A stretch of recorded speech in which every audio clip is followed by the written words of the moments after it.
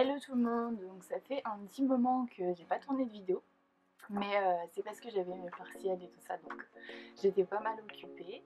Mais là c'est enfin fini, donc c'est reparti pour des vidéos. Donc on va reprendre cette année 2020 avec une vidéo qui va profiter à vous et également à moi en fait, parce que je me suis rendu compte en relisant la fin du roman que j'ai écrit pendant le NaNoWriMo que ça me plaisait pas en fait.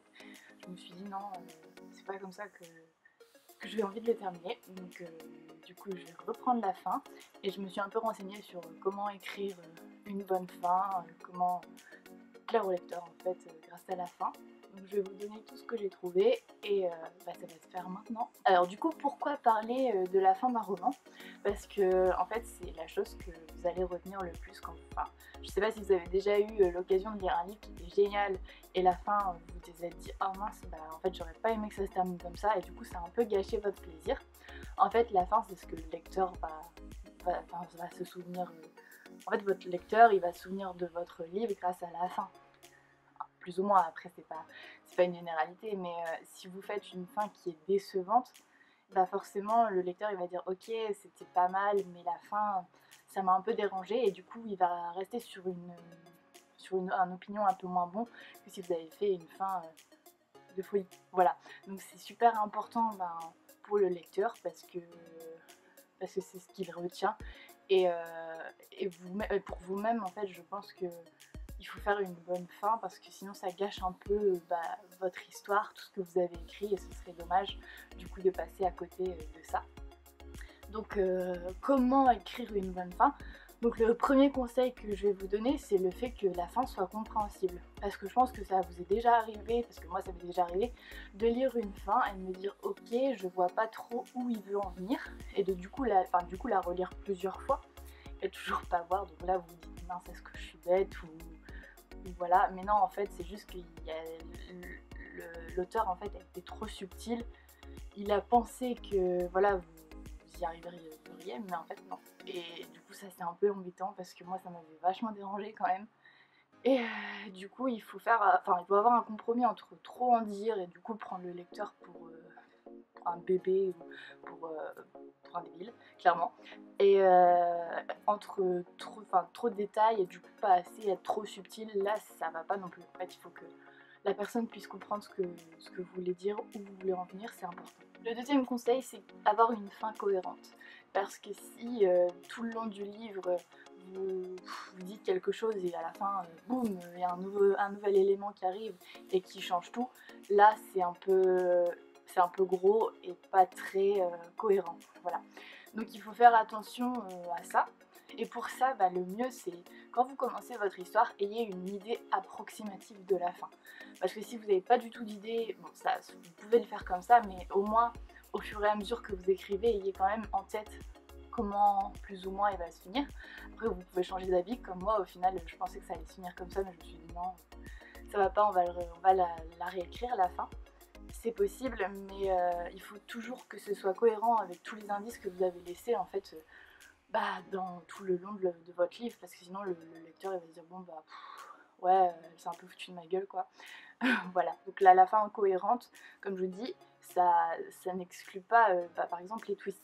Par exemple, il y a des romans comme ça qui vous font une fin où vous dites mince mais j'avais pas du tout vu venir le truc, mais en fait quand vous y pensez en fait vous dites ah mais en fait il y avait laissé ça comme indice, ouais et c'est pas mal en fait.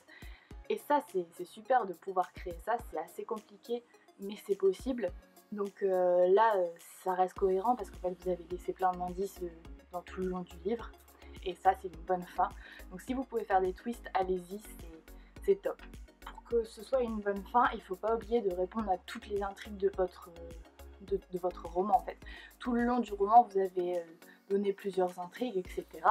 Et c'est important de les résoudre parce que sinon le lecteur il va un peu se sentir trahi de ne pas avoir eu la réponse à toutes ces questions. Donc ça c'est important. Par exemple imaginez allez on va dire Harry Potter. Imaginez que vous n'ayez pas eu la réponse de Voldemort, est-ce que au final il a triomphé ou pas, ça vous aurait un peu laissé un goût amer je pense. Et du coup, ça c'est important de répondre à toutes les intrigues de votre histoire. Ce qui est important aussi pour avoir une bonne fin, c'est en fait d'avoir l'élément de tension maximale à la fin du coup, voilà.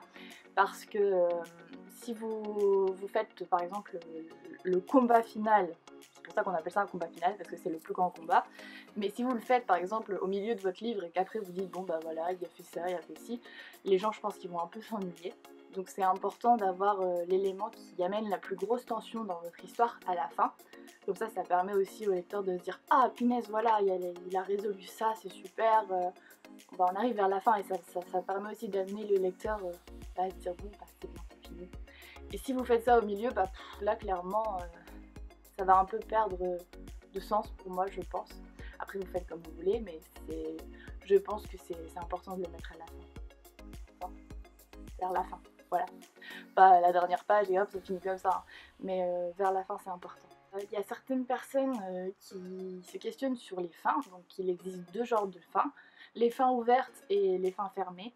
Donc je saurais pas vous dire lesquelles je préfère, parce que les écrire, j'aime bien laisser des fins ouvertes pour laisser un peu les gens réfléchir à ce qui pourrait bien se passer pour les personnages, mais les lire, je déteste ça en fait, donc c'est assez paradoxal, mais bon. Donc pour les fins fermées, c'est quand vous avez toutes les réponses aux questions des lecteurs, vous dites comment ça se finit, par exemple l'épilogue 17 ans plus tard, voilà, là c'est clairement une fin fermée. Et une fin ouverte, là vous répondez à toutes les intrigues, mais vous laissez le lecteur un peu imaginer ce que le héros va faire après. Et ça, c'est bien, mais il y a des livres voilà, que j'ai lus comme ça et qui m'ont un peu laissé... je me suis dit mince, j'aimerais bien savoir quand même ce que l'auteur en pense par rapport à ça.